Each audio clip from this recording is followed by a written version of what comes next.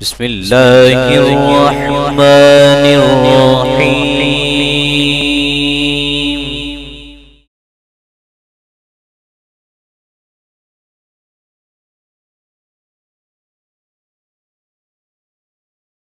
شخص کو اظہار رائے کی آزادی کا حق حاصل ہے، کاروبار کرنے کا حق حاصل ہے، اپنی آزاد مرضی سے جہاں بھی وہ چاہے رہنے کا حق حاصل ہے، تعلیم حاصل کرنے کا حق حاصل ہے، علاج کا حق حاصل ہے۔ جو انسانی بنیادی ضروریات ہیں وہ سب کی سب ہر کسی کے لیے برابر ہیں۔ خصوصی طور پر نظام عدل میں چھوٹے اور بڑے سب یکساں ہیں۔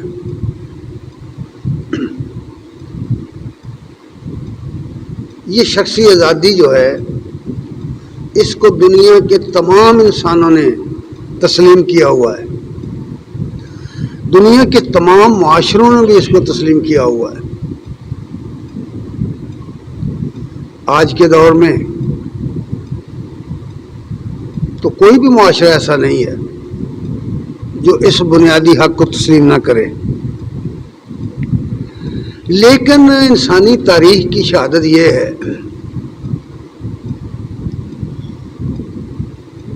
کہ دنیا میں ہمیشہ یہ شخصی آزادی ہی سلب کی گئی ہے۔ سب سے پہلے انسانی معاشروں میں اس شخصی آزادی پر ہی ڈاکہ ڈالا گیا ہے اور انسانی معاشرے کو طبقات میں تقسیم کر دیا گیا،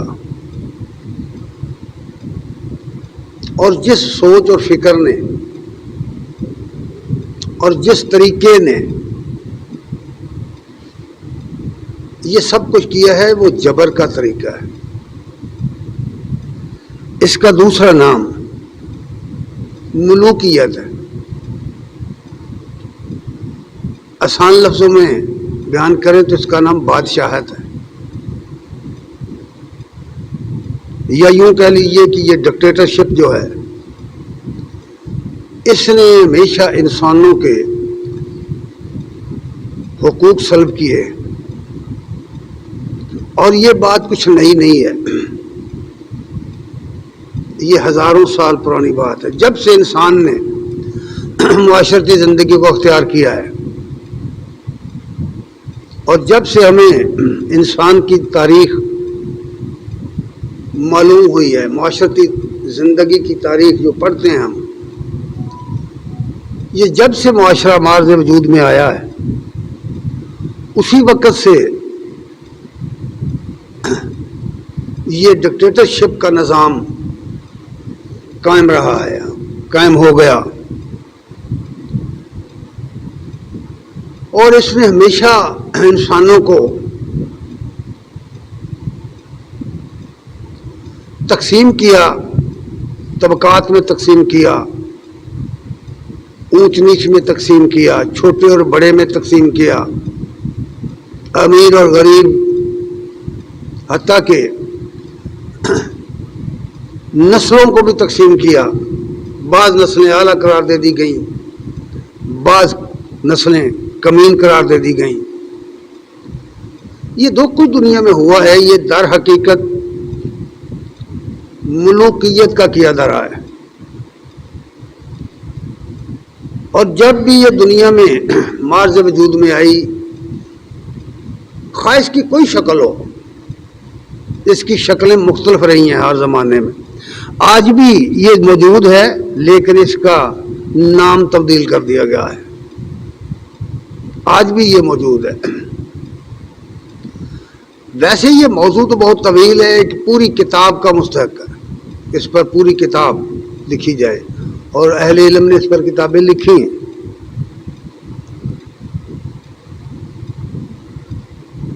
اس لیے کہ یہی وہ چیز ہے جس نے انسانوں کو بعض چھوٹے سے طبقے نے یا کسی ایک فرد نے طاقت کے ذریعے انسانوں کو غلام بنا لیا، طبقات کو غلام بنا لیا، پھر اس پر اپنی مرضی کے قوانین نافذ کیے. یہ جتنا ظلم و ستم دنیا میں ہوا ہے اس کی ایک تاریخ ہے. آپ دنیا کی کسی بھی قوم کی تاریخ اٹھا کر پڑھیں تو آپ دیکھیں گے کہ انسانوں نے انسانوں پر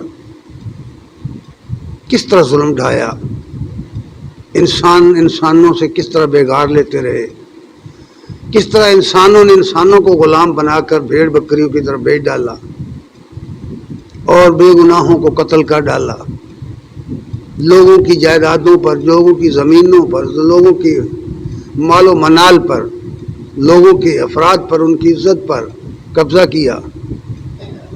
اور یہ سلسلہ تائیں دم جاری ہے، اگرچہ اس کی شکلیں بدل گئی. قرآن مجید کے اندر اس پر ایک ایسی آیت نازل فرمائی گئی ہے جس نے اس کی شکل کو ایک جملہ کہہ کے واضح کر دیا ہے، اس کی حقیقت کو واضح کیا ہوا ہے.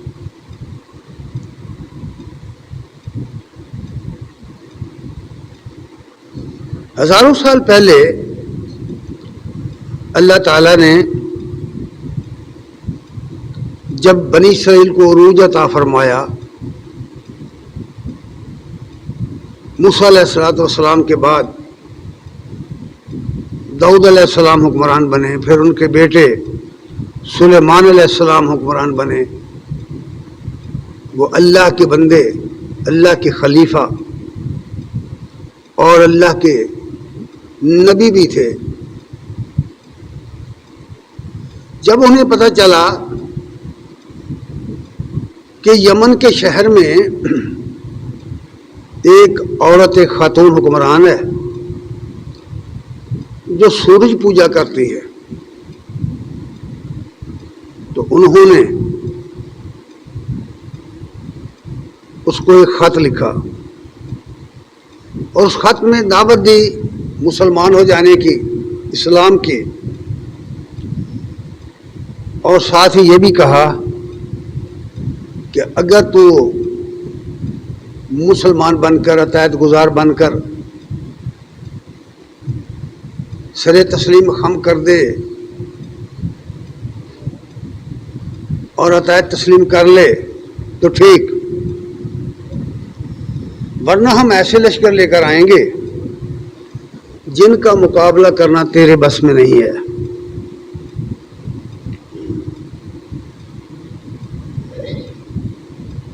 اہل علم لکھتے ہیں کہ دنیا کی تاریخ میں، خطوط لکھنے کی تاریخ میں اتنا صاف اور واضح خط، اتنا بلیغ اور فصیح خط جو سلیمان علیہ السلام نے لکھا تھا، جس کو قرآن نے نقل کیا ہے، کہیں نہیں پایا گیا. وہ اپنی مثال آپ ہے. اس کو جب یہ اطلاع ہوئی تو اس نے اپنے درباریوں کو، اپنی کابینہ کو بلایا اور ان سے مشورہ طلب کیا کہ بتاؤ کیا کریں. تو انہوں نے کہا کہ ہم بڑے جنگجو لوگ ہیں، ہم بڑے بہادر لوگ ہیں، ہم لڑیں گے، لیکن فیصلہ تو آپ نے کرنا ہے. اس نے ان کی گفتگو سن کے فرمایا کہ تمہیں پتہ نہیں ہے. اس وقت اس نے ایک جملہ کہا جس کو قرآن نے نقل کیا ہے. اللہ تبارک تعالیٰ نے قرآن میں سورہ نمل کے اندر آیت نمبر 34 میں ملکہ بلقیس کا یہ جملہ نقل کیا ہے، اور یہ حقیقت پر مبنی نکتہ ہے. اس میں ایک ایسی حقیقت بیان کر دی گئی ہے کہ صدیاں بیت جانے کے باوجود وہ جھٹلائی نہیں جا سکی، آج بھی بالکل درست ہے. اور ایسا ہی ہوا ہے جو کچھ اس نے کہا تھا. اس نے کہا قالت ان الملوک اذا دخلوا قریۃ افسدوها، کہنے لگی یاد رکھو کہ بادشاہ جب کسی ملک میں داخل ہوتے ہیں تو اس کو تباہ کر کے رکھ دیتے ہیں، اس کو بگاڑ کر رکھ دیتے ہیں۔ یعنی جس ملک کے اندر ڈکٹیٹرشپ آ جاتی ہے، آسان لفظوں میں سمجھانا چاہتا ہوں، اس نے کہا جس ملک کے اندر ڈکٹیٹرشپ قائم ہوتی ہے، بادشاہی کا نظام قائم ہوتا ہے، جہاں حکمران اپنے زبان سے نکلنے والے الفاظ کو قانون کا درجہ دیتے ہیں، جس ملک کے اندر قانون کو پامال کر دیا جاتا ہے اور حکمران کی زبان سے نکلے ہوئے الفاظ ہی بس قانون ہوتے ہیں، ان کا حوالہ اس نے دیا ہے کہ وہ جو بادشاہ ہوتے ہیں، بادشاہت کا ذہن رکھنے والے، ڈکٹیٹر شپ کا ذہن رکھنے والے جو لوگ ہوتے ہیں، جب وہ کسی ملک پر قابض ہوتے ہیں، اس میں داخل ہوتے ہیں، تو اسے برباد کر کے رکھ دیتے ہیں۔ افسدوہا، پہلی بات کہی کہ اسے تباہ کر کے رکھ دیتے ہیں۔ اب آپ کسی بھی بادشاہ کی تاریخ اٹھا کے پڑھیں، خود ہندوستان کے جو حکمران آئے ہیں پچھلے صدیوں سے لے کر آج تک، یا دیگر قوموں کے حالات پڑھیں، ملوکیت کی پوری تاریخ اٹھا کے پڑھیں، آپ کو اس کی صداقت معلوم ہو جائے گی۔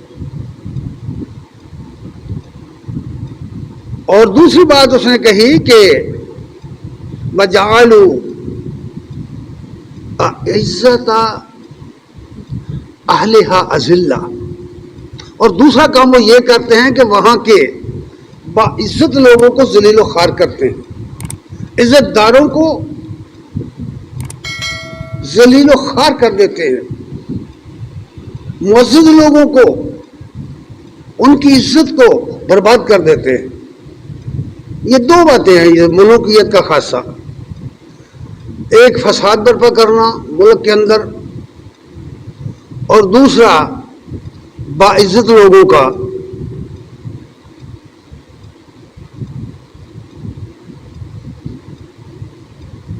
ذلیل و خوار کرنا۔ اس کے کئی طریقے ہیں، انہیں جیلوں میں ڈال دو، ان کے خلاف جھوٹا پروپیگنڈا کرو۔ جب بھی کوئی حکمران آتا ہے وہ ہمیشہ اپنے سے پہلے کے خلاف پروپیگنڈا مشین لگا دیتا ہے، کسی ایک کی بات نہیں، سب کا یہی حال ہے۔ پوری تاریخ ملوکیت کی ایسی ہی ہے۔ اور پھر یہ کہا کہ وَكَذَلِكَ يَفْعَلُونَ، بس ان کا یہی وتیرہ ہے، ملوکیت کا طریقہ یہ ہے کہ وہ ہمیشہ ایسا ہی کرتے ہیں۔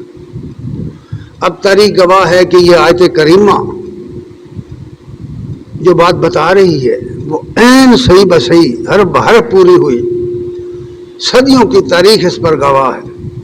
اور آج بھی طاقتور قومیں چھوٹی قوموں پر جھپٹی، یہ مختلف ممالک کے اندر جس طرح امریکہ نے، جس طرح روسی فوجوں نے تباہی مچائی ہے، جس طرح انہوں نے غریب ملکوں کے اندر خون بہایا ہے، جس طرح افریقہ کے اندر اس کے باشندوں کو غلام بنایا گیا، جس طرح ہندوستان کے اندر، ایشیا کے اندر، ایک لمبی تاریخ ہے۔ پھر ایک اور نتیجہ ہوتا ہے کہ یہ جب قومیں غلام بنتی ہیں، جب غنیم ان پر چڑھ کر آتے ہیں، تو آہستہ آہستہ قوموں کا مزاج بدل جاتا ہے، انسانوں کا مزاج بدل جاتا ہے، وہ دبو قسم کے لوگ بن جاتے ہیں، وہ غلامی کے خوگر ہو جاتے ہیں، ان کے دل سے آزادی نکل جاتی، ان کے اندر یہ نظریہ تقویت پکڑ جاتا ہے کہ ہم غلام ہیں، ہمیں غلام ہی رہنا چاہیے۔ آزادی کے تصور سے وہ ناآشنا ہو جاتے ہیں۔ اور یہی کچھ دنیا میں ہمیشہ ہوا ہے، جب بھی قومیں غلام ہوئی ہیں، اگر انہیں کبھی آزادی مل بھی گئی ہے تو پھر ان کو سنبھلتے ہوئے اپنے پاؤں پر کھڑے ہوتے طویل زمانہ گزرا، اور وہ بھی وہ قومیں کھڑی ہوئیں جن کے اندر اچھے لوگ پیدا ہو گئے، اچھے لیڈر پیدا ہو گئے، ان میں سے کتنی ایسی قومیں ہیں جو اپنی آزادی کو برقرار نہ رکھ سکیں، آزادی مل جانے کے باوجود یا تو غلام بن گئی یا آپس کی باہمی جنگوں میں، لڑائیوں میں مبتلا ہو گئی۔ یہ پوری تاریخ ہے انسانوں کی۔ اور جو لوگ ایسا کرتے ہیں، یہ ظلم ڈھاتے ہیں، ان کے بارے میں نبی کریم صلی اللہ علیہ وسلم نے فرمایا ہے۔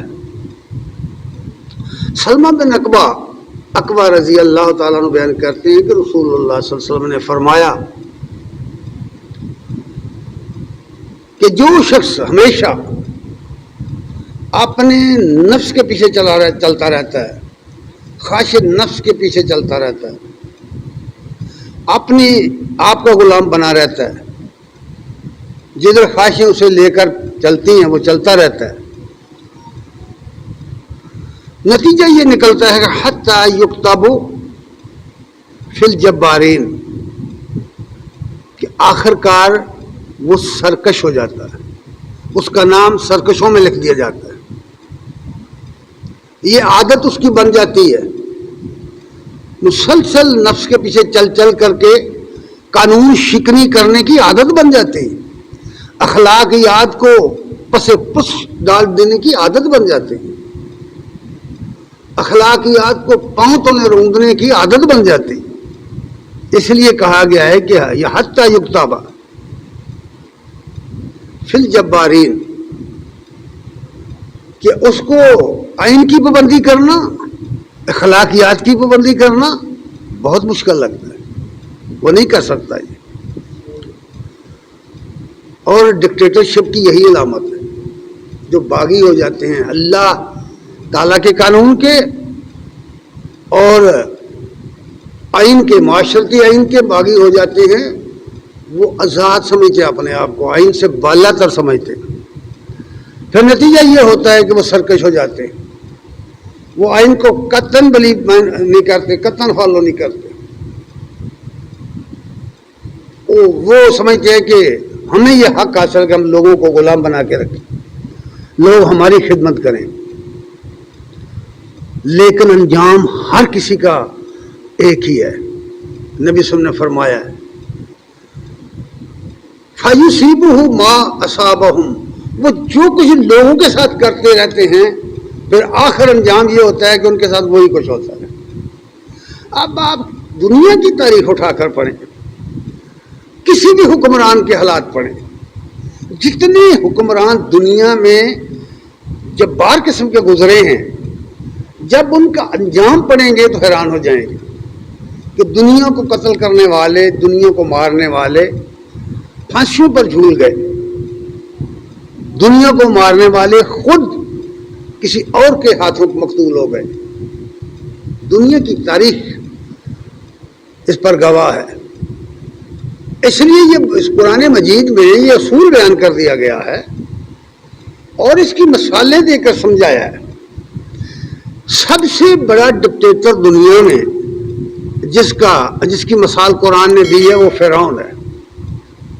فرعون بڑا مشہور ہے نام، کہتے ہیں کہ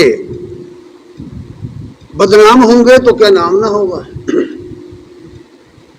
مشہور زمانہ سے لیکن بدنام، لعنت کا مستحق، اللہ نے اس پر لعنت کر دی۔ اس کو بطور مثال بیان کیا اس کا کردار، وہ کتنا بڑا سرکش اور جبار تھا۔ یہ اس لیے کہ یہ قرآن مجید میں یہ قصہ اس کا اس لیے بیان کیا کہ دو گروہ سے مخاطب، ایک طرف ایمان والے جو دبائے جا رہے تھے، جن پر ظلم ہو رہا تھا، جنہیں غلام بنایا گیا تھا، جنہیں پیٹا جا رہا تھا، ایک طرف وہ لوگ تھے، دوسری طرف وہ لوگ تھے جنہیں قوت اور اقتدار حاصل تھا، جو ان غلاموں کو مارتے پیٹتے تھے، کمزوروں پر ظلم ڈالتے تھے، ایک طرف وہ لوگ تھے۔ تو ان دونوں کے مقابلے میں دونوں کے لیے ایک مثال قرآن نے بیان کی کہ یہ اس کو دیکھو، یہ بھی کتنا بڑا ظالم تھا۔ قرآن مجید میں فرمایا سورہ القصص آیت نمبر 38 میں فرمایا یہ اس وقت کی بات ہے جب موسیٰ علیہ السلام اس کے دربار میں گئے اور اس کو اللہ کے دین کی دعوت دی، اللہ کی اطاعت کی دعوت دی۔ اس کے پیچھے پوری ایک تاریخ ہے کہ موسیٰ علیہ السلام پیدا ہوئے، پھر وہ ایک بچے کی شکل میں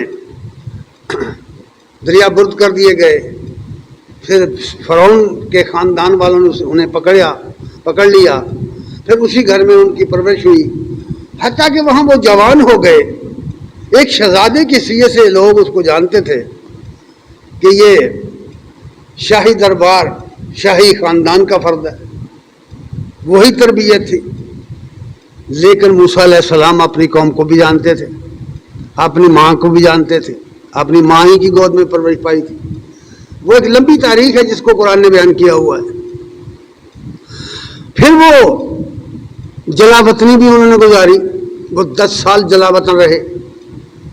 انہیں اپنا ملک مصر چھوڑ کر جب ان کے ہاتھوں ایک آدمی سہمنی مر گیا تو ان کے ایک خیر خواہ نے انہیں بتایا کہ شاہی دربار میں تمہارے قتل کے مشورے ہو رہے ہیں، نکل جاؤ۔ تو وہ مدین کی طرف نکل گئے۔ 10 سال جلا وطنی کے بعد واپس آئے۔ راستے سے انہیں اللہ تعالیٰ نے اپنا رسول مقرر فرمایا اور حکم یہ دیا کہ جاؤ فرعون کے پاس اور اسے اذهب الى فرعون انه طغى، چلو موسیٰ فرعون کے دربار میں جاؤ، وہ سرکش ہو گیا ہے، سرکش، اللہ کا باغی ہو گیا ہے، اس نے انسانوں کو غلام بنا لیا ہے، اس کے پاس جاؤ اور حق کا پیغام سناؤ۔ آگے وہ آیات آ رہی ہیں۔ تو جب انہوں نے یہ پیغام دیا اس کے دربار میں جا کر، اب ظاہر ہے کہ ایک ایسا شخص جس کے پاس نہ دولت ہے، نہ مال ہے، نہ کوئی لاؤ لشکر ہے، نہ کوئی حکومت ہے، کچھ بھی نہیں ہے، اور جو قوم ہے وہ اتنی دبو قوم ہے، وہ اتنی جاہل قوم ہے کہ وہ پیغمبر کی بات پر یقین ہی نہیں کرنے والی قوم ایسی ہے کہ وہ اس کے کہنے پر کچھ کرنے کے لیے تیار ہی نہیں ہے۔ اس کا حال بھی قرآن مجید میں بڑی تفصیل سے بیان کیا گیا ہے۔ تو جب انہوں نے پیغام دیا تو پیغام سننے کے بعد فرعون نے جو کہا اس کو نقل کیا قرآن مجید۔ اب اتنا وقت نہیں ہے کہ ہم یہ سب کچھ بیان کریں، یہ تو پوری کتاب کا متقاضی ہے۔ وقال فرعون یا ایھا الملأ، اس نے اپنے درباریوں سے کہا، اپنی کابینہ سے کہا، اپنے ایان سلطنت کو مخاطب کر کے اس نے کہا، ما علمت لکم من الہ غیری، میں اپنے سوا تمہارا کوئی الہ نہیں سمجھتا، میں تمہارا الہ ہوں۔ الہ یہاں لفظ الہ حکمران کے معنوں میں آیا ہے، معبود کے معنوں میں نہیں ہے، خالق و مالک کے معنوں میں نہیں ہے۔ اتنا پاگل وہ نہیں تھا، اس کا یہ دعویٰ نہیں تھا کہ یہ زمین و آسمان یہ سب کوئی ساری کائنات میں نے بنائی ہے، ایسا ہرگز نہیں۔ بس اس کا دعویٰ یہ تھا کہ در حقیقت اس ملک کے اندر مجھے جو اختیارات حاصل ہیں حکومت کرنے کے، اس کا نتیجہ یہ ہے کہ تم میری بات مانو گے، میری زبان سے نکلے ہوئے الفاظ تمہارے لیے قانون کا درجہ رکھتے۔ اس کا یہ مطلب تھا۔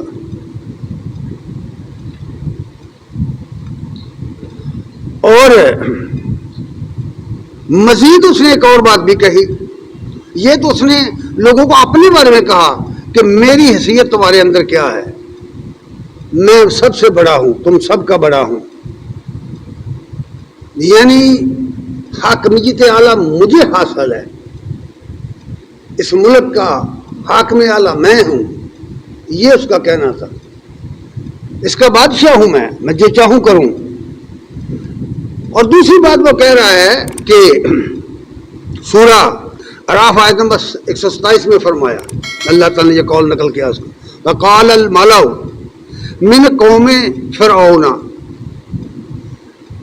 قوم کے سرداروں نے، قوم فرعون کے سرداروں نے، اس کی کابینہ کے لوگوں نے، اس کے وزیروں اور مشیروں نے کہا کہ یہ بات تو ٹھیک ہے جو تم کہہ رہے ہو، ہم مانتے ہیں، جو دبو لوگ ہوتے ہیں اس طرح کے ہوتے ہیں، وہ حق بات کبھی نہیں کہہ سکتے کسی جابر کے سامنے، جبارین کے سامنے حق کہنا اتنا آسان نہیں ہوتا، ظالم کے سامنے سچی بات کرنا آسان نہیں ہوتا، یہ صرف انبیاء کا کام ہے، یا پھر ان لوگوں کا جن کو اللہ توفیق دے دے۔ انہوں نے کہا کہ یہ تو ٹھیک ہے کہ تو ہی بادشاہ ہے، تجھے یہ سارا حق حاصل ہے، لیکن اتذروا موسیٰ و قومہ، اگر تو نے اس موسیٰ کو اور اس کی قوم کو چھوڑے رکھا، اسے گرفتار نہیں کیا، ان کو قابو نہ کیا، تو پھر کیا ہوگا؟ لِیُفْسِدُوا فِی الْأَرْضِ، یہ تو زمین میں بگاڑ پیدا کر دیں گے۔ یاد رکھیے جب بھی دنیا میں کبھی کوئی اصلاحی تاریخ اٹھی ہے، معاشروں کو ٹھیک کرنے کی تحریک کبھی اٹھی ہے، جب بھی کبھی کوئی دنیا کے اندر مبلغ اٹھا ہے، جب بھی انبیاء اٹھے ہیں، ان کے سامنے سب سے پہلے وہی لوگ آئے ہیں جو اس قوم کے بڑے لوگ ہوتے تھے، دولت مند، حکمران، اقتدار والے، بڑی بڑی جائیدادوں اور جگیروں والے، جنہوں نے عوام پر قبضہ کیا ہوتا تھا، ہمیشہ وہی لوگ اٹھے راستہ روکنے کے لیے انبیاء کا۔ یہ بھی ایک تاریخ ہے ایسے لوگوں کی بھی، انبیاء کی تاریخ اٹھا کے پڑھیں، کسی بھی نبی کو سوخ اور چین نہیں لینے دیا گیا، جس طرح انبیاء کے ساتھ ظلم و زیادتیاں کی گئی ہیں کون نہیں جانتا، نوح علیہ السلام سے لے کر عیسیٰ علیہ السلام تک، نبی کریم صلی اللہ علیہ وسلم تک کی تاریخ اٹھا کے پڑھیں، کیا کیا قوموں نے، قوم کے سرداروں نے کیا کچھ نہیں کیا ان کے ساتھ۔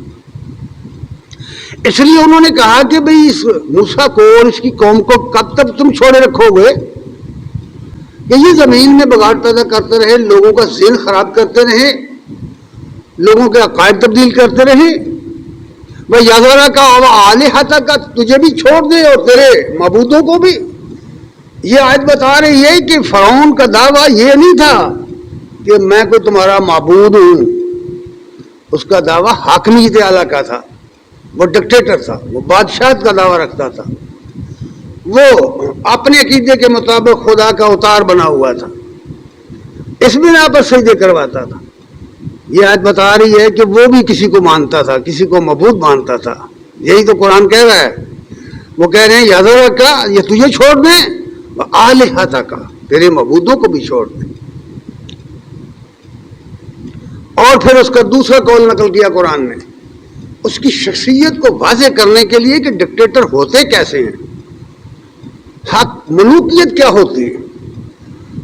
سورہ زخرف کی آیت نمبر 51 میں ہے، یا قوم، اس نے اپنی قوم سے خطاب کرتے ہوئے، عزیز ہم وطنوں، جس طرح آپ سنتے ہیں نا بعد میں ہسٹری پڑھیں، پوری ڈکٹیٹروں کی ہسٹری آپ پڑھیں، عزیز ہم وطنوں کے نام سے قوم کو خطاب ہوتا ہے، اس نے بھی خطاب کیا، اے میری قوم کے لوگوں، عزیز ہم وطنوں، یا قوم، اے میری قوم، الیس لی ملک مصر، کیا یہ ملک مصر کا ملک میری ملکیت نہیں ہے، میں اس کا حاکم نہیں ہوں؟ وَهَٰذِهِ الْأَنْهَارُ تَجْرِي مِن تَحْتِي، اور یہ سارا نظام جو ہے پانی کا، اور یہ سارا نظام جو ہے ملک کا، کیا یہ میری ماتحتی میں نہیں چل رہا؟ اس ایک جملے میں وہ ساری حقیقت کا نقشہ کھینچ دیا گیا ہے، اس کی سلطنت کا، اس کے اختیارات کا، اس کی سوچ اور فکر کا نقشہ کھینچ دیا گیا ہے۔ اور کہتے ہیں، اور پھر موسیٰ علیہ السلام سے مخاطب ہو کر کہتا ہے، سورہ یونس کے اندر یہ قول اس کا نقل ہوا ہے، آیت نمبر 78 میں، اجیتنا، کیا تو ہمارے پاس اس لیے آ گیا ہے؟ غور سے سنو، کیا تو ہمارے پاس، اجیتنا، کیا تو ہمارے پاس اس لیے آ گیا ہے تلفتنا عما وجدنا علیہ آباءنا، کہ ہمیں اس عقیدے سے، اس طریقے سے ہٹا دے جس پر ہم نے اپنے آباء و اجداد کو پایا ہے. جس طریقے پر ہمارے باپ دادا تھے، کیا تو ہمارے پاس اس لیے آیا کہ ہم اس سے ہٹ جائیں؟ قرآن مجید کی سچائی دیکھنی ہے اگر آپ نے تو آج بھی دیکھیں. جس شخص کے سامنے قرآن بیان کریں گے، قرآن کا عقیدہ بیان کریں گے، قرآن کا مضمون بیان کریں گے، وہ جواب میں یہی کہے گا کہ پھر ہمارے باپ دادا کدھر گئے؟ جس طرح فرعون نے کہا تھا وَمَا بَالُ الْقُرُونِ الْأُولَىٰ، اگر یہ تم سچی بات کہہ رہے ہو تو پھر ہمارے پچھلوں کا کیا حال ہوگا؟ پھر تو جہنم میں گئے نا، کیونکہ ان کا تو یہ عقیدہ نہیں تھا. نہ ان کو اللہ تعالیٰ کو اس طرح مانتے تھے جس طرح اے رسول اللہ تم مانتے ہو. سمجھ آ رہی ہے کہ نہیں آ رہی؟ خدا تعالیٰ کو ہر کوئی مانتا ہے لیکن اس طرح نہیں مانتا جس طرح قرآن نے کہا ہے، جس طرح رسول اللہ صلی اللہ علیہ وسلم نے کہا ہے. سورہ اخلاص پڑھ کر دیکھیے قرآن اللہ کو کیسے ماننا چاہیے، یہ الگ موضوع ہے. تو انہوں نے کہا کہ اجیتنا، کیا تو ہمارے پاس آ گیا ہے لتلفتنا عما وجدنا علیہ آباءنا، تاکہ تو ہمیں ہمارے آباء و اجداد کے طریقے سے ہٹا دے. اس لیے تو ہمارے پاس آ گیا یہ دعوت لے کے. وَتَكُونَ لَكُمْ، پھر دونوں کو مخاطب کیا، دونوں بھائیوں کو، موسیٰ اور ہارون علیہ السلام کو. کہنے لگا تم دونوں اس لیے اٹھ کھڑے ہوئے ہو. وَتَكُونَ لَكُمُ الْكِبْرِيَاءُ، لَكُمُ الْكِبْرِيَاءُ فِي الْأَرْضِ، دراصل تمہارا مقصد اقتدار پر قبضہ کرنا ہے. تم زمین میں بڑے بننے چاہتے ہو، یعنی اگر میں بنا بن کر رہوں تو میرا حق ہے، اگر تم بڑا بننے کی کوشش کرو تو تمہارا حق نہیں ہے. یہ اس کو ڈبل معیار کہتے ہیں. ایک آدمی کرسی پر بیٹھا ہے نا، وہ کہتا ہے یہ میرا تو حق ہے، اگر دوسرا کہے کہ تیرا حق کیوں ہے؟ بھائی میرا کیوں نہیں، میں بھی کسی ملک کا باشندہ ہوں. وہ کہتا نہیں تیرا حق نہیں ہے، تو فساد کر رہا ہے. یہ کرسی کے بھوکے ہیں. بھائی آج بھی یہی پراپیگنڈا چل رہا ہے، اور کیا ہے؟ جب بھی آپ کبھی اس طرح کی باتیں دیکھیں گے تو یہی ہوگا. آپ کو سمجھ میں آ جائے گی بات ہے کہ تجھے کون سا سرخاب کا پر لگا ہوا ہے کہ تو اقتدار پر قابض ہو کر بیٹھ گیا ہے، اور دوسرے لوگوں کو میں کیا کمی ہے. قرآن مجید میں یہ چیزیں بڑی تفصیل سے بیان کی گئی ہیں، کیونکہ ہم لوگ قرآن نہیں پڑھتے، نہیں سمجھتے، اس لیے ہمیں ان باتوں کی بالکل سمجھ نہیں ہے. پھر اس نے اپنا رخ اپنی قوم کی طرف کیا. یہ دو جملے اس نے موسیٰ علیہ السلام سے کہے، اس کے بعد پھر اس نے اپنا رخ کیا عزیز ہم وطنوں کی طرف. تو کہنے لگا، سورہ مومن آیت نمبر 26 میں یہ قول نقل ہوا اس کا، انی اخاف ان یبدل دینکم ان یظہر فی الارض الفساد. دو باتیں کہتا ہے. کہنے لگا مجھے اندیشہ یہ ہے کہ یہ تمہارا دین بگاڑ دے گا، تمہارا دین خراب کر دے گا. ایماندار سے مجھے بتاؤ، آج بھی اگر کوئی دعوت قرآن کی لے کے اٹھے لوگ کیا کہتے ہیں؟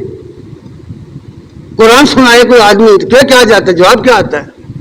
وہ کہہ رہا ہے کہ لوگوں مجھے اپنا تو کوئی خطرہ نہیں ہے، دراصل یہ تمہارا دین بگاڑ دے گا، یہ تمہارا طرز زندگی تبدیل کر دے گا، جو تہذیب تمہاری ہے، تمہارا رہنا سہنا جو ہے یہ بدل کے رکھ دے گا.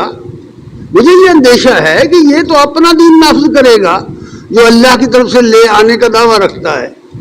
یہ بات کہہ رہا ہے. اور دوسری بات یہ، تو پھر اگر ایسا ہوا تو گویا دین اللہ کا دین اگر دنیا میں غالب آ گیا تو گویا ان ڈکٹیٹروں کے نزدیک زمین فساد سے بھر جائے گی. کیوں؟ کہ وہ ان کو بھی انڈر آئین کر دیں گے، انڈر لا کر دیں گے. اس لیے وہ ڈرتے ہیں. وہ کہتے ہیں کہ یہ اللہ کا دین جو ہے یہ تو سب کو برابر کرتا ہے نا، سب کے لیے یکساں حقوق رکھتا ہے. نبی کریم صلی اللہ علیہ وسلم کا وہ قول بہت مشہور ہے، لوگ بیان کرتے رہتے، علماء ہمیں بتاتے رہتے کہ فرمایا تھا کہ اگر محمد صلی اللہ علیہ وسلم کی بیٹی بھی چوری کرتی تو اس کا ہاتھ کاٹ دیا جاتا. یہاں کیا ہوتا ہے؟ دن رات قتل ہو رہے ہیں، دن رات کیا بھی کچھ نہیں ہوتا. لیکن آپ دیکھتے نہیں ہمارے ملک کے اندر انصاف کا معیار کیا ہے؟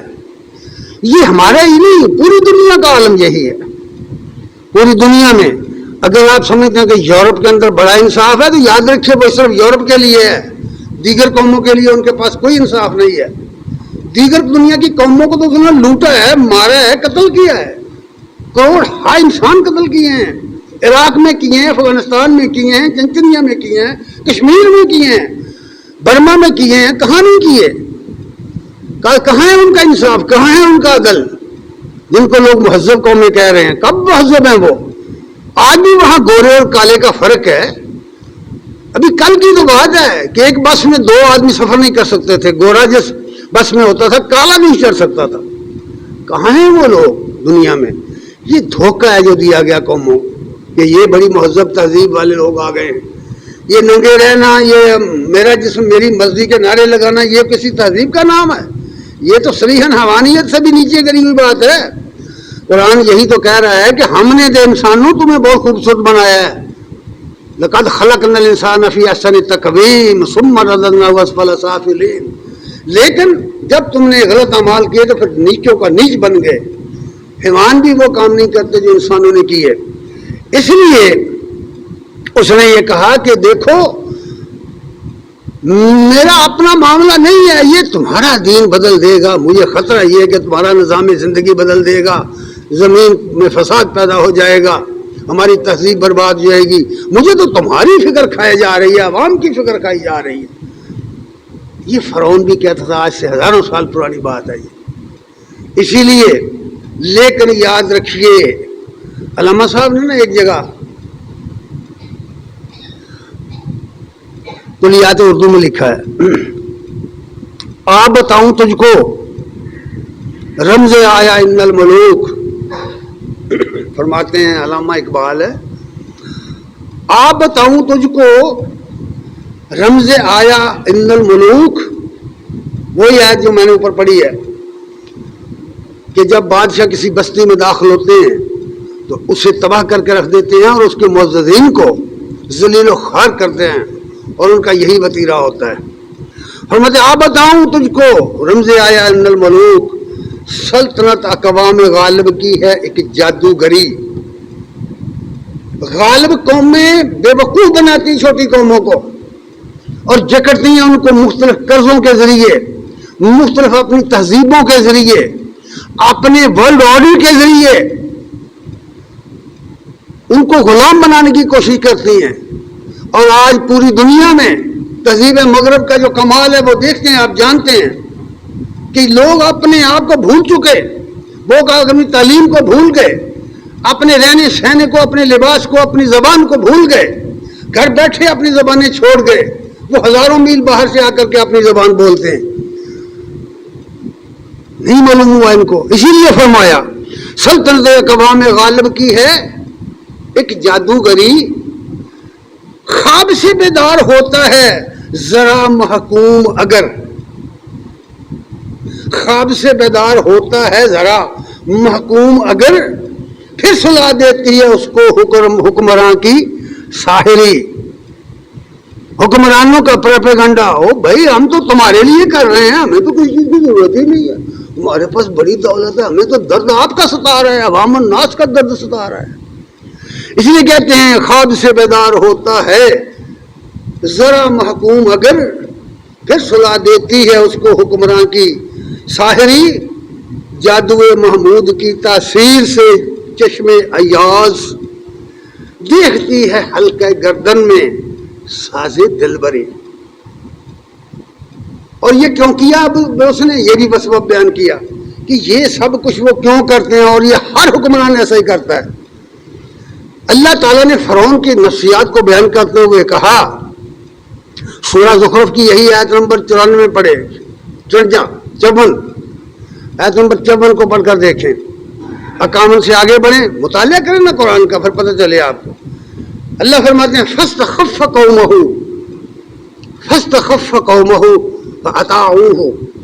اس نے قوم کو بدھو سمجھا، اس نے قوم کو ہلکا جانا، اور قوم اتنی بے وقوف تھی کہ پھر بھی اس کی اطاعت کرتی رہی، ڈکٹیٹر کی اطاعت کرتی رہی.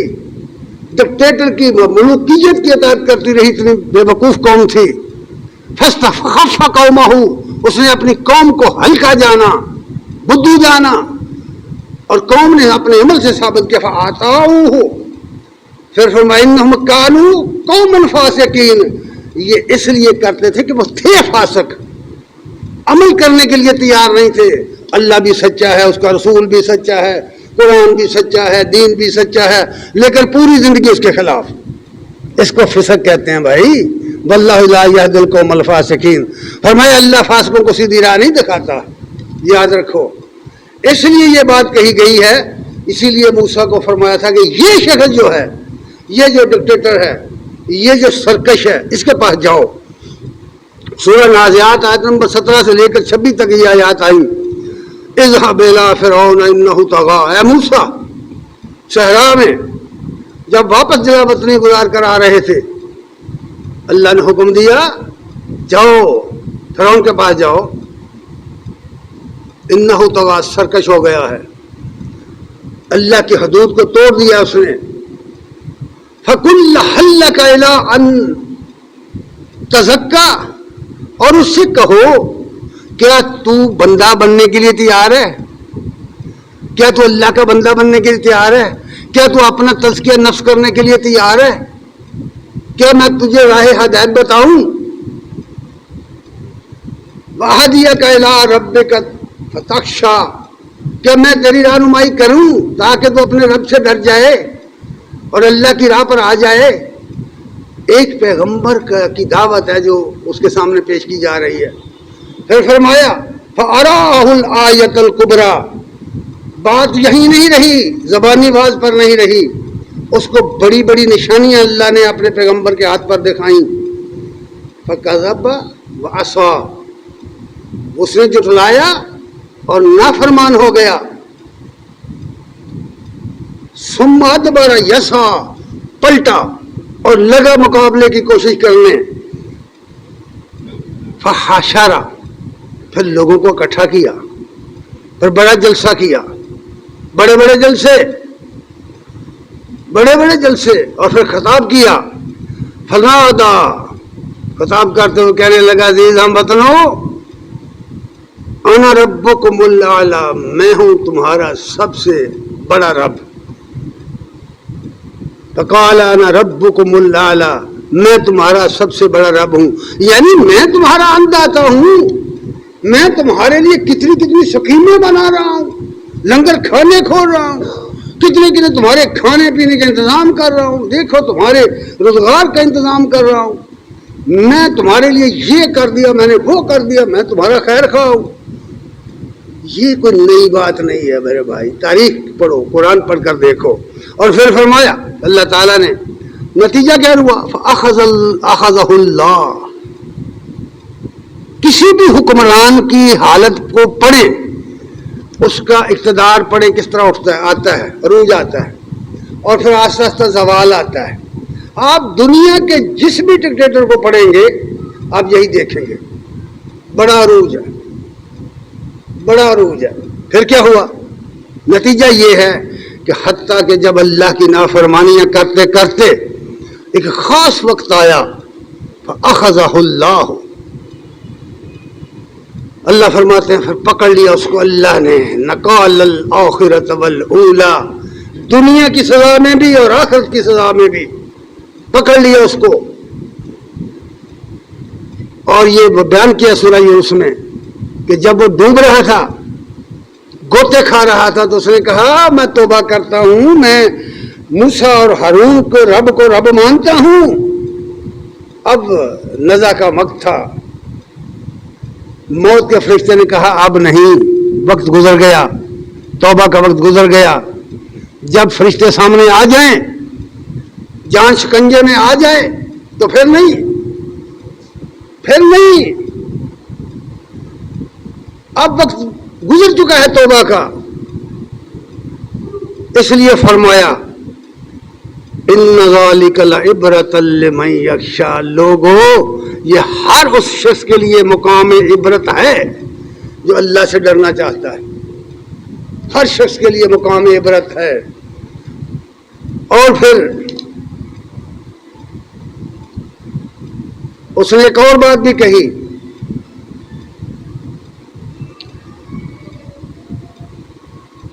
اپنے مخالفوں کو ہمیشہ حکمرانوں نے، جب ڈکٹیٹروں نے ایسا ہی کہا ہے، ایک جملہ اس کا پڑھوں گا پھر بات ختم کرتے ہیں۔ سورۃ شعراء کی آیت نمبر 29 میں ایک اس کا قول نقل ہوا ہے کہ اس نے موسیٰ علیہ السلام کا یہ پیغام جب سنا نا، جب انہیں ڈرایا گیا، بڑی رونق تھی اس میں۔ اس نے کہا یہ تو میری توہین کی ہے، اس نے آ کے مجھے نصیحت کرنے آ گیا ہے۔ دوسری جگہ ہے کہ کون ہو تم؟ تمہاری قوم تو ہماری غلام ہے، تم ہمارے ٹکڑوں پر پلے ہو، تم ہمارے گھر میں پلے ہو۔ یہ بات کہی اس نے موسیٰ علیہ السلام۔ تو آپ نے فرمایا تھا کہ یہ کون سے احسان کی بات کرتے ہو، ہماری قوم کو غلام بنا رکھا اور بگاڑ لے رہے ہو۔ اگر تو باز نہیں آئے گا تو اللہ کا عذاب تجھے نہیں چھوڑے گا۔ تو اب وہ کہہ رہا ہے کہ اس کا قول نقل کیا اللہ نے، قول لَإِنِ اتَّخَذْتُ إِلَٰهًا غَيْرِي، اگر تو نے میرے سوا کسی اور کو حکمران مانا، کسی اور کی حاکمیت اعلیٰ کو مانا، لَأَجْعَلَنَّكَ مِنَ الْمَسْجُونِينَ، میں تجھے جیل بھیج دوں گا۔ کیا کرتے ہیں ڈکٹیٹر؟ کیا کرتے ہیں؟ اپنے مخالفین کو جیلوں میں ٹھونس دینا اور انہیں سزائیں دینا، اور ایک پوری تاریخ ہے اس کی ایک پوری تاریخ ہے۔ اب قومیں جو ہوتی ہیں جب وہ مسلسل غلامی میں رہتی ہیں تو وہ اس قابل نہیں رہتی میرے بھائی، جدوجہد کے قابل نہیں رہتی قومیں۔ تھا جو نہ خوب بتدریج وہی خوب ہوا کہ غلامی میں بدل جاتا ہے قوموں کا ضمیر۔ یہ دیکھیے یہاں کیا ہوا، قرآن کیا کہہ رہا ہے۔ اب جب ایک زمانہ آیا فرعون کے مرنے کے بعد بنی اسرائیل ہجرت کر کے صحرائے سینا میں آئے، یہی فلسطین آج یہاں اسرائیل قائم ہے، اس زمانے میں مالک کے پاس تھا۔ تو انہوں نے کہا کہ موسیٰ بھائی ہم یہ ایک دو کھانے پر گزارا نہیں کر سکتے، ہمیں تو مسور کی دال چاہیے، پیاز چاہیے، وہ لمبی کہانی ہے نا ایک۔ اللہ نے فرمایا ٹھیک ہے بھائی نکلو، پھر کسی شہر میں جاؤ، اور جہاں شہر میں جاؤ گے وہ تو تمہیں داخل نہیں ہونے دیں گے نا جو لوگ پہلے ہیں، تو اس کا کیا مطلب؟ ان کے خلاف جہاد کرو، اللہ کے دین کی راہ میں نکلو اور اللہ کے دین کے غالبے کے لیے پھر جہاد کرو۔ اب موسیٰ علیہ السلام نے کہا کہ ٹھیک ہے بھائی، نہیں تو آؤ یہ فلسطین سامنے، اس کو فتح کرو، اللہ کے دین کے غلبے کے لیے نکلو۔ وہ کہتے ہیں کہ جہاد کا حکم جب ہوا پھر قوم کا جواب نقل کیا، تفصیلات کو چھوڑتے ہوئے ہم ایک آیت بیان کر دیتے ہیں۔ سورہ المائدہ کی آیت نمبر 24۔ قالوا یا موسیٰ، جب انہیں کہا کہ اٹھو، ان جابر کفتوں کے خلاف اٹھو، آئین شکن کفتوں کے خلاف اٹھو، اس ملوکیت کے خلاف اٹھو، اس ڈکٹیٹرشپ کے خلاف اٹھو، اور ان ظالموں کے خلاف اٹھو، جہاد کی راہ اختیار کرو۔ قالوا یا موسیٰ، جواب دیتے ہیں اے موسیٰ، لن ندخلها ابدا ما داموا، جب تک یہ طاقتور قوم یہاں موجود ہے نا ہم نہیں نکلیں گے، ہم نہیں داخل ہو سکتے۔ اب کون ہے جو تمہیں پلیٹ میں رکھ کر دے رہی ہے آزادی؟ پلیٹ میں رکھ کر تو کوئی آزادی نہیں ملتی۔ کہتے ہیں لن ندخل ابدا ما داموا فیہا، جب تک یہ لوگ وہاں ہیں ہم نہیں نکل سکتے۔ فاذهب انت وربک فقاتلا انا ہاہنا قاعدون، تو اور تیرا رب دونوں جاؤ اور ان کے خلاف لڑو اور ہم یہاں بیٹھے، جب فتح کر لو گے ہمیں بلا لینا پراٹھے کھانے کے لیے۔ یہی بات اج اقبال نے کہی ہے کہ غلامی میں بدل جاتا ہے قوموں کا ضمیر، غلامی میں بدل جاتا ہے قوموں کا ضمیر۔ حقوق دنیا میں کبھی جدوجہد کے بغیر نہیں ملے کسی کو۔ یہ شخصی آزادی، یہ اظہار رائے کی آزادی، یہ دنیا کے اندر انسان کو برابری کا حق، یہ کبھی نہیں ملا کسی کو، یہ جدوجہد کے نتیجے میں ملتا ہے میرے بھائی۔ اس لیے اقبال نے یہ بات کہی ہے کہ مخاطب کر کے نا، اس نے لیڈروں سے مخاطب کر کے خاص کر کے میرا خیال ہے اس زمانے کے جو بڑے بڑے علماء تھے، بڑے بڑے لیڈر تھے، ان کو مخاطب کر کے اقبال نے کہا تھا، جب تحریک پاکستان چل رہی تھی، ہندوستان کی آزادی کی تحریک چل رہی تھی، اس سے بہت پہلے کی بات ہے، تو اقبال نے کہا دل توڑ دی ان کا 2 صدیوں کی غلامی، دل توڑ دی ان کا 2 صدیوں کی غلامی، دارو کوئی سوچ ان کی بے نظری کا، یاد رکھو جس شخص کا کوئی نظریہ نہیں، یہ روٹی پانی جس کا نظریہ ہے، کھانا پینا جس کا نظریہ ہے، وہ کیڑے مکوڑے کی طرح ہے، وہ جانوروں کی طرح کھا پی کر گیا دنیا سے، کوئی حقیقت اس شخص کی نہیں ہے۔ اس لیے اقبال نے کہا دل توڑ دی ان کا 2 صدیوں کی غلامی، دارو کوئی سوچ ان کی بے نظری کا، اس قوم کو کوئی نظریہ دو، اس قوم کو کوئی سوچ دو، فکر دو، اور اسے بتاؤ کہ تمہارے پاس اللہ کا دیا ہوا ایک ایسا آئین ہے، ایسا نظام زندگی ہے، اسے لے کے اٹھو۔ وہ غلبے کے لیے آیا ہے دنیا میں، وہ نبی اللہ نے غلبے کے لیے بھیجا تھا، والذی ارسل رسولہ بالہدی ودین الحق لیظہرہ علی الدین کلہ وکفی باللہ شہیدا۔ اللہ وہ ذات ہے جس نے اپنے رسول کو دین حق اور کامل ہدایت کے ساتھ بھیجا ہے تاکہ ادیان باطلہ پر اس دین حق کو غالب کر دیا جائے، اور اس پہ کہ حق ہونے پر اللہ کی گواہی کافی ہے۔ اللہ تعالی ہمیں عمل کی توفیق عنایت فرمائے۔ وآخر دعوانا الحمدللہ رب العالمین۔